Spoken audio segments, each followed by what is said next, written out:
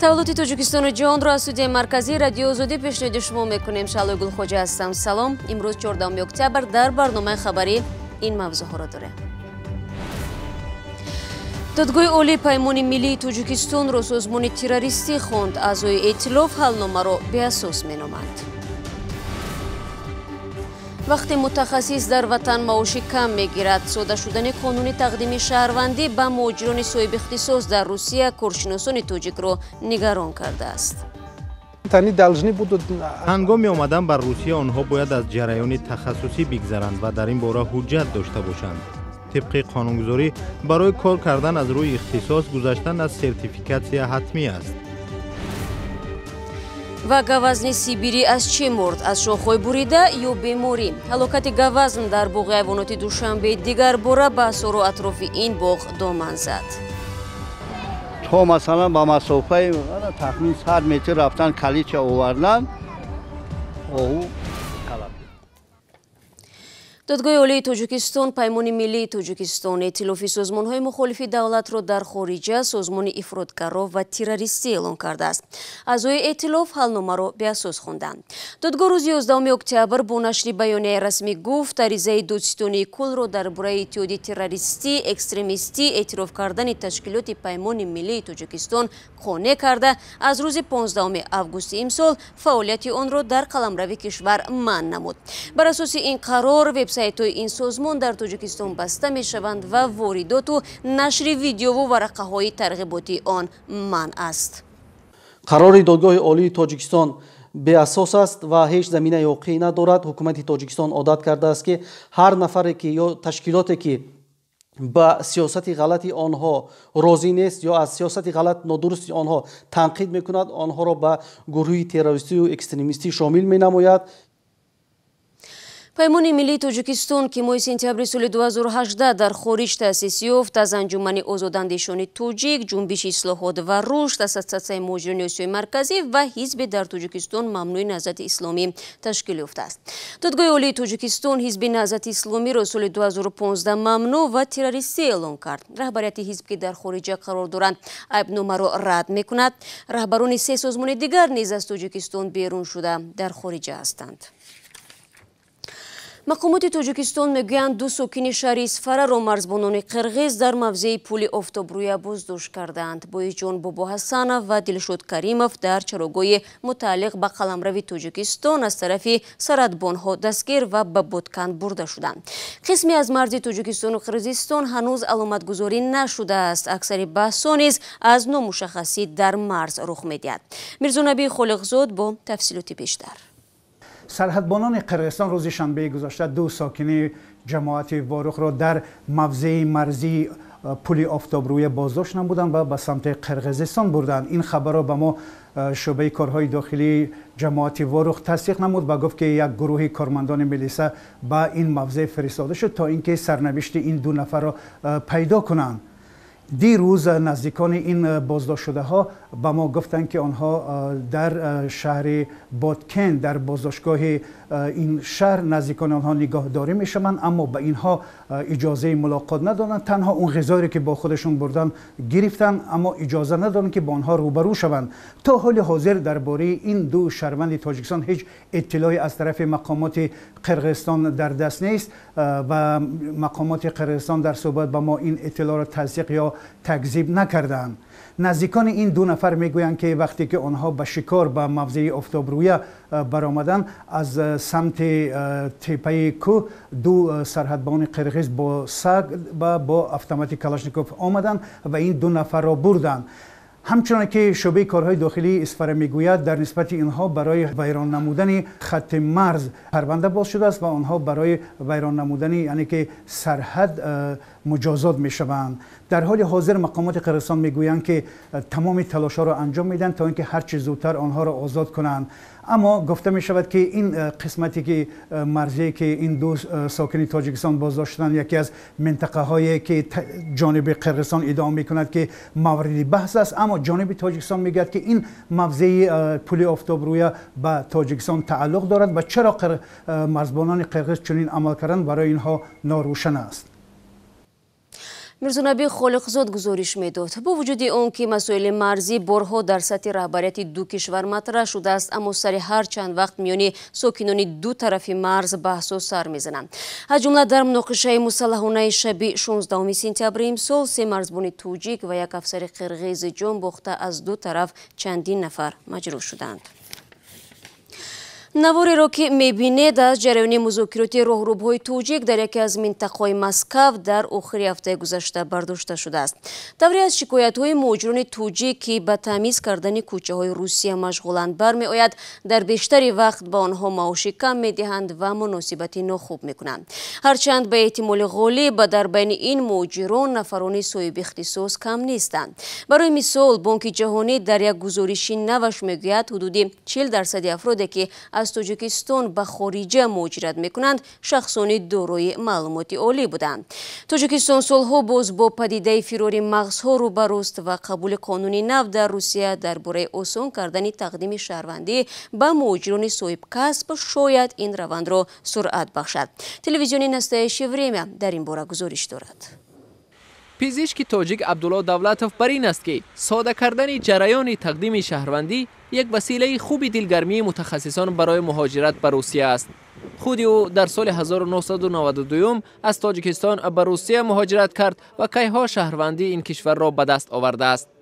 فرق بین معاش طبیبان روسیه و تاجیکستان خیلی بزرگ است. از این سبب بسیار متخصصان وطن خود را ترک میکنند. تا جای من با مشاهده از شناسهایم میدانم بعضی از آنها در روسیه از 1 تا 1.5 هزار دلار معاش میگیرند. در تاجیکستان باشد معاش آنها از 150 تا 200 دلار را تشکیل میدهد. یعنی این فرقیت زیاد دارد. با باور این پزشک فرار متخصصان تاجیک از وطن نه تنها به برتری مالی در روسیه بلکه به ناکامل بودن بخش بهداشتی در تاجیکستان وابسته است. هرچند پزشکان را در روسیه نیز دشواری ها انتظارند ولی این مشکلات را می توان برطرف کرد. هنگامی آمدن بر روسیه آنها باید از جریان تخصصی بگذرند و در این باره حجت داشته باشند. طبق قانونگذاری برای کار کردن از روی اختصاص گذشتن از سرتیفیکاسیا حتمی است. شاید از همین لحاظ برایشان کمی مشکلات پیش آید. بر اساس قانون نوی فدرالی روسیه متخصصان خارجی از جمله متخصصان تاجیک بعد از 1 سال کار و زندگی در آن کشور می توانند صاحب شهروندی روسیه شوند. قانون نو روز 2 اکتبر امسال به اجرا درآمد. شهروندان خارجی و افراد به شهروندی که در قلمرو فدراسیون روسیه زندگی می کنند حقوق دارند با ترتیب ساده کرده شده برای قبول شهروندی روسیه عریضه پیشنهاد کنند. این به آن اشخاص دخل دارد که تا روز پیشنهادی درخواست برای گرفتن شهروندی روسیه نه کمتر از 1 سال در این کشور از روی کسب، اختصاص، وظیفه و بر روی خط مقرر شده کسب‌ها داخل کرده شدن فعالیت کرده است. این مقررات به آن اشخاص دخل دارد که تا روز پیشنهادی درخواست برای گرفتن شهروندی روسیه نه کمتر از 1 سال در این کشور از روی کسبشان که بر روی خط مقرر شده کسب‌ها داخل شده است فعالیت کردند. پیش گرفتن چنین سیاست در نسبت شهروندان خارجی در پسمنظر پیشگویی‌های وزارت رشد اقتصاد که میگوید تا سال 2023 کاهش طبیعی اهالی روسیه باقی میماند جای برای تعجب ندارد. به افزایش شمار اهالی روسیه مهاجران کمک خواهند کرد. اما در مجموع به عقیده تحلیلگران وضعیت از آنی که هست چندان تغییر نخواهد کرد. بدیهی است که مهاجرت ادامه میکند و موج اساسی آن از کشورهای پساشوروی بخصوص آسیای مرکزی می آید. برای روسیه نه تنها نیروی کاری بلکه محض صاحب اختصاص ها ضرورند. با این همه پیشگویی کردن تاثیر تغییرات نو به موج نوی متخصصان و وضع دموگرافی روسیه چگونه خواهد بود هنوز بر وقت است. شما برنامه خبری رادیو آزادی را تماشا دارید. باغ ҳайвоноти душанбе پس از مرگ 2 جانور دوباره به موج تنقید و ناراضگی های ساکنان روبرو شد.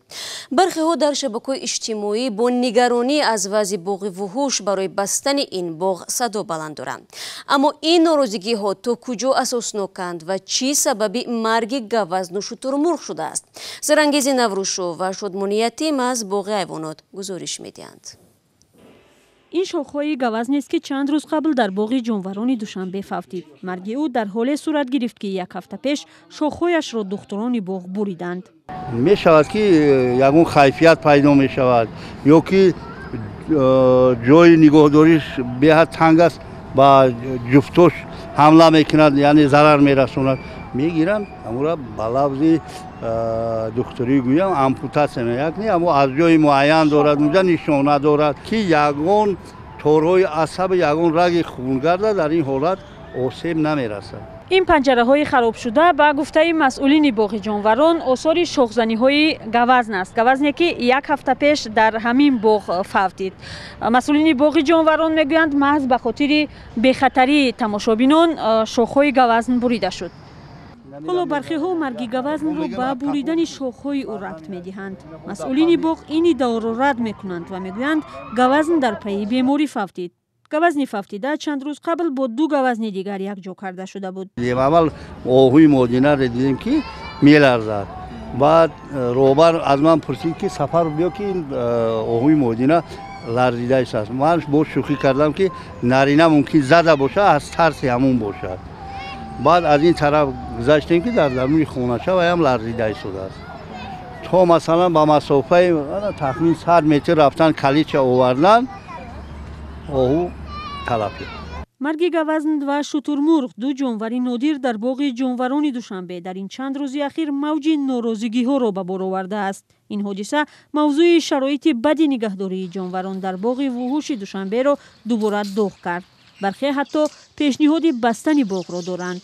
باغ ҳайвоноти душанбе ро солҳои 60 асри гузашта сохтанд ва то ин замон босозии зиёде ро аз сар нагузаронида аст. дар ин боғ имрӯз 1015 ҷонвар нигаҳдорӣ мешавад.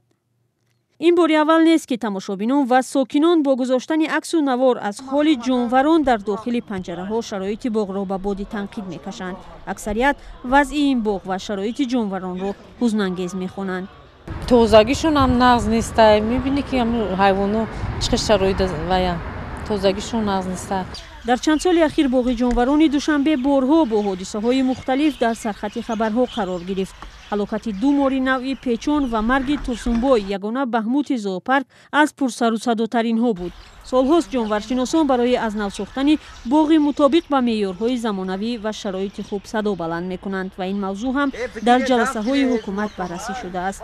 барои бунёди боғи нави ҷонварон ҳукумати шаҳр ҳоло ҷои дигар даромадгоҳи шимолии душанбе минтақаи чорбоғро интихоб кардааст. аммо ин боғ кай ва дар чӣ шакле сохта мешавад ҳанӯз маълум нест. ва фардо дар варзишгоҳи марказии шаҳри душанбе футболбозони мунтахабҳои тоҷикистон ва ҷопон бо ҳам рақобат хоҳанд кард. мунтахаби футболи тоҷикистон рӯзи шанбе машқҳои омодагӣ ба бозии марҳилаи интихобии ҷоми ҷаҳон 2022-ро оғоз кард. бозигарони ҷопонӣ ҳам аллакай ба пойтахти тоҷикистон омаданд. қабл аз оғози бозӣ имрӯз сармураббии тоҷикистон чунин гуфт: зиёда аз 100 нафар журналист дар ин толор интизори нишасти хабарии сармураббиҳои тимҳои мунтахаби футболи тоҷикистон ва ҷопонанд. дастаи тоҷикистон дар марҳилаи интихобии қаҳрамонии ҷаҳон 2022 бо мунтахаби ҷопон рақобат мекунад. бозии даври чаҳорум дар гурӯҳи F 15 октябр дар варзишгоҳи марказии душанбе баргузор мешавад. усмон тошев сармураббии мунтахаби тоҷикистон дар нишасти хабарӣ гуфт дасташ ба бозӣ омода аст. мо медонем ки бо кӣ бозӣ мекунем. мунтахаби ҷопон дастаи хуб аст, серунвон ва таҷрибаи бузург дорад. табиист ки мо ба бозӣ омодагӣ дидем. тасаввур мекунем ки ин бозӣ чӣ гуна ҷараён мегирад.